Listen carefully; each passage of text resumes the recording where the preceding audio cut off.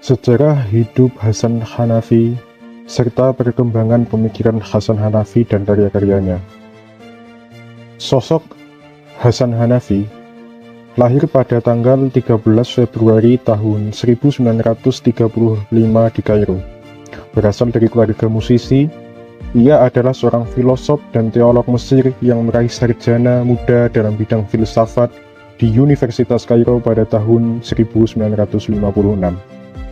Gelar dokter yang diraihnya dari Universitas Sorbonne, Paris dengan disertasi yang berjudul I Geschichte de la Phénoménologie, l'état actuel de la méthode phénoménologie et son application aux phénomènes religieux. Karya tulisannya setebal 900 halaman itu meraih penghargaan atas penulisan karya ilmiah terbaik di Mesir pada tahun 1961.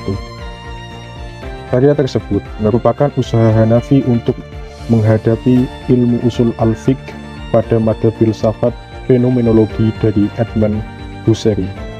Pendidikan Hasan Hanafi diawali pada tahun 1948 dengan menyelesaikan pendidikan tingkat dasar dan kemudian melanjutkan menyelesaikannya selama 4 tahun. Selama di Sanawiyah, Hasan Hanafi aktif mengikuti diskusi-diskusi kelompok Ikhwanul Muslimin dan aktivitas-aktivitas sosial lainnya. Hasan Hanafi juga tertarik mempelajari pemikiran yang dikembangkan oleh Sayyid Qutb, yaitu tentang keadilan sosial dan Islam. Sejak saat itu, ia berkonsentrasi untuk mendalami pemikiran agama, revolusi, dan perubahan sosial. Pada tahun 1952, Hanafi melanjutkan studinya pada jurusan filsafat di Universitas Kairo. Hanafi juga mempelajari ilmu-ilmu keislaman dan teori-teori sosial. Kemudian pada tahun 1956, ia melanjutkan studi ke strata yang lebih tinggi di Universitas Sorbonne, Prancis. Di sinilah ia melakukan latihan berpikir secara metodologis, baik melalui kuliah ilmiah ataupun dari buku-buku bacaan orang-orang orientalis. Selanjutnya pada tahun 1966, Hanafi berhasil menyelesaikan program master dan doktornya di Universitas Sorbonne dengan mengajukan tesis Les méthodes d'exégèse et sur la science de fondements de la compréhension, ilmu usul fiqh, dan disertasinya I exégèse de la phénoménologie et état actuel de la méthode phénoménologie et son application aux phénomènes religieux. Karirnya dimulai menjadi lektor pada 1967, kemudian menjadi lektor kepala 1973, dan profesor filsafat 1980 di Universitas Kairo mulai tahun 1988. Ia diserahi jabatan sebagai ketua jurusan filsafat pada universitas yang sama.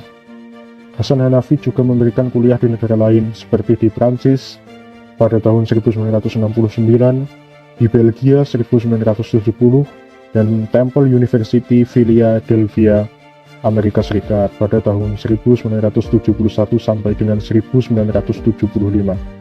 Universitas Kuwait, yaitu 1979, Universitas Fes Maroko 1982 dan 1984, dan menjadi guru besar di Universitas Tokyo pada tahun 1984 sampai dengan 1985. Dan kemudian diangkat menjadi penasihat program pada Universitas PBB di Jepang pada tahun 1985 sampai dengan 1987, dan sepulangnya dari Jepang pada tahun 1988, ia diserahi jabatan ketua jurusan filsafat di Universitas Kairo. Selain itu, Hanafi juga aktif sebagai sekretaris umum Persatuan Anggota Filsafat Mesir. Ia juga menjadi anggota Ikatan Asia Afrika, yaitu anggota Gerakan Solidaritas Asia Afrika, serta menjadi wakil presiden Persatuan Masyarakat Filsafat Arab. Pemikiran Hasan Hanafi tersebar di dunia Arab sampai ke Eropa. Pada tahun 1981, ia memprakarsai dan sekaligus sebagai pimpinan redaksi penerbitan jurnal ilmiah Al-Yasar Al-Islam.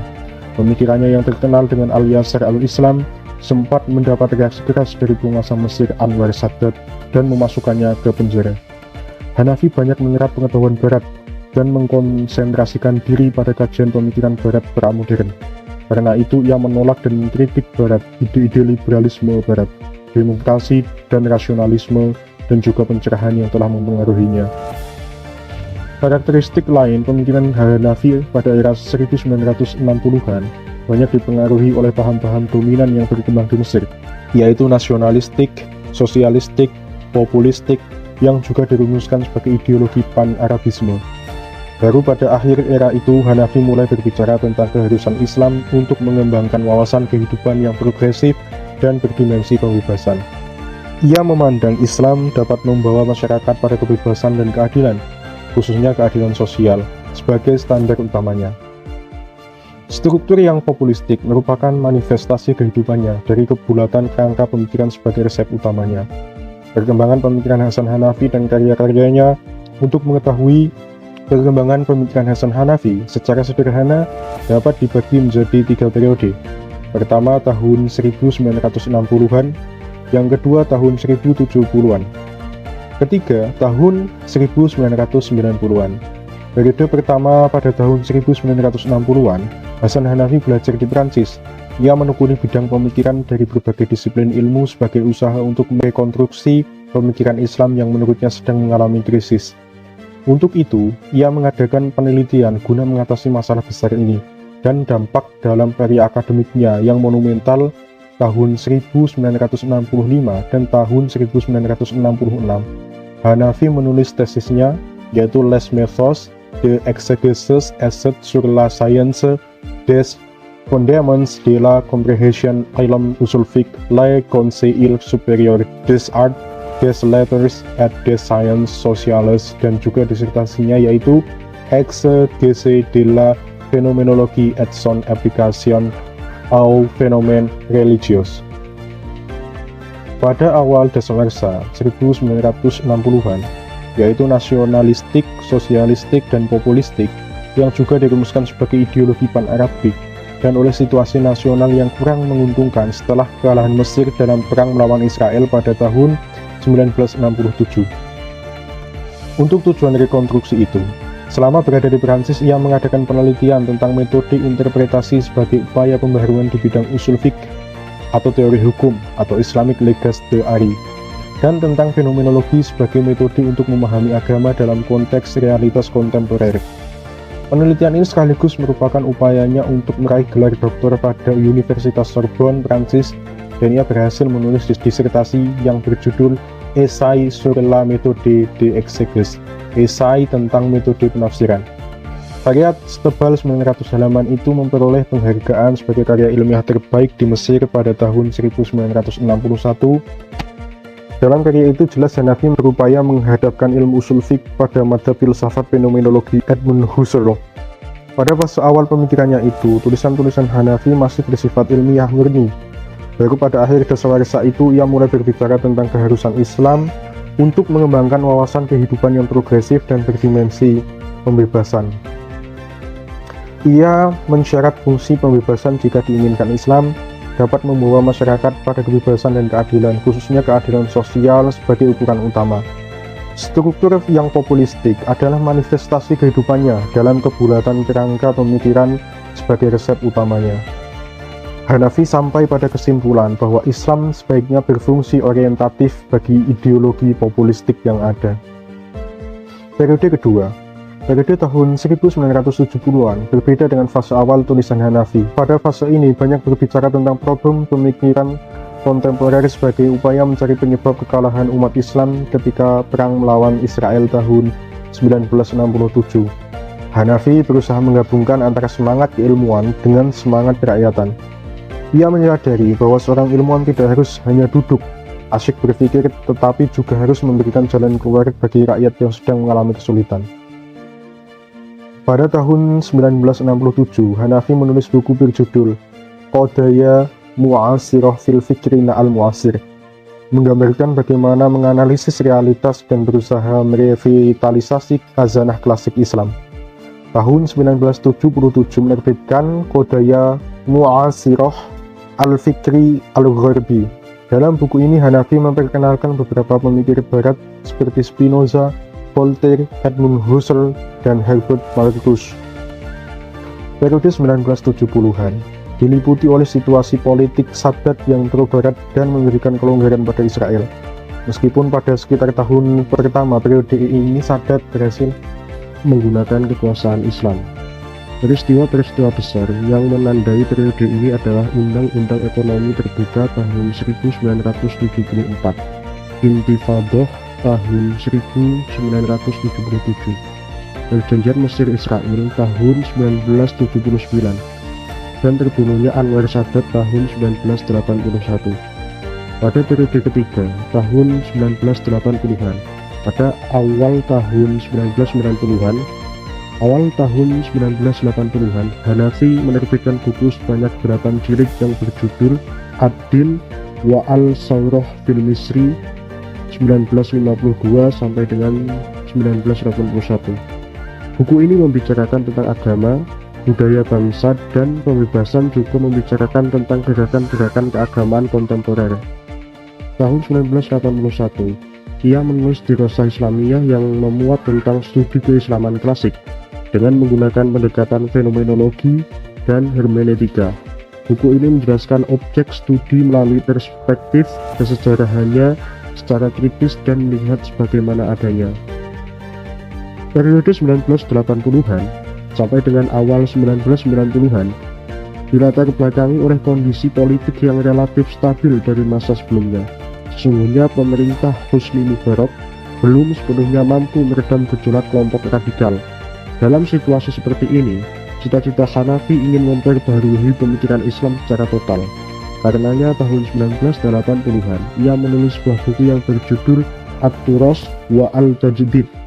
Buku ini mendiskusikan sikap yang dibutuhkan umat Islam terhadap Khazarah Barat untuk menjaga supaya tidak teralienasi. Dalam buku ini terlihat bahwasan Hanafi terlalu teoritis seperti yang dilontarkan oleh Boulata.